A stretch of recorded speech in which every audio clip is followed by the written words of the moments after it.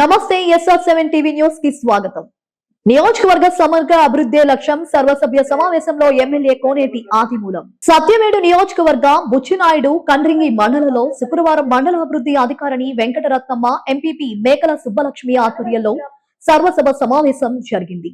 ఈ సమావేశానికి ముఖ్య అతిథిగా సత్యవేడు శాసనసభ్యులు కోనేటి ఆదిమూలం మాట్లాడుతూ మండలంలోని రోడ్డు సమస్య, శ్మశానం సమస్య, స్కూల్ సమస్య ఎక్కువగా ఉన్నందువలన వెంటనే అధికారులు ఆయా గ్రామాలకు వెళ్లి వారితో పాటు ఎంపీడీఓ అధికారులతో వెళ్లి మండలంలోని ప్రతి సమస్యను త్వరగా పరిష్కరించాలని ఆయన తెలియజేశారు. అనంతరం మండల శాఖ అధికారులతో ఒక్కో అధికారితో మాట్లాడి వారు చేసిన పనుల గురించి క్లుప్తంగా అడిగి తెలుసుకున్నారు.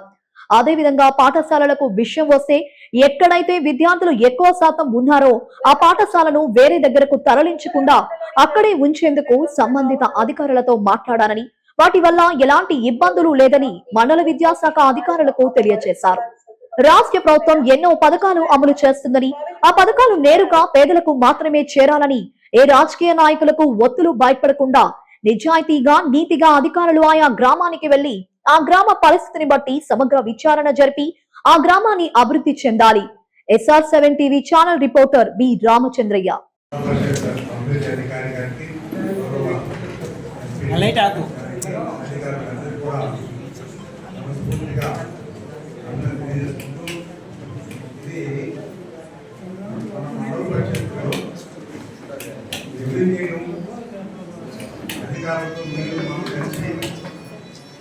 ముందుకు జరిగే కార్యక్రమంలో అభివృద్ధి సంక్షేమం కార్యక్రమాల గురించి చర్చించడం ఒక వేదిక అయింది.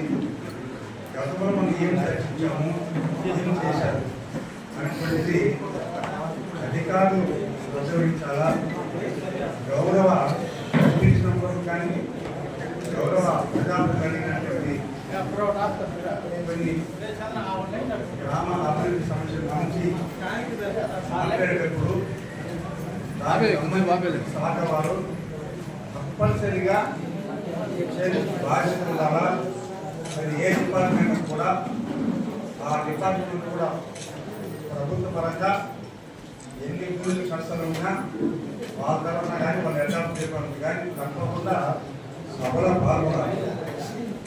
చాలా మంచి కార్యక్రమానికి వస్తే మీరు అందరూ కూర్చొని మాట్లాడుకుంటాము. ఎవరిపైన విరోధం కాదు, ఎవరిపైన కక్ష కాదు. గ్రామాల గురించి గౌరవ సర్పంచ్ ఎంపీలు గ్రామ అభివృద్ధి కోసం దానికి సంబంధించిన అధికారులు జవాబు బాధ్యత వాళ్ళకి ఉంది. వారి కానీ ప్రశ్న ఆఫీసర్లు కానీ అలాగనే సెక్రటరీ కానీ ఇది న్యాయంగా ఉండకూడదు.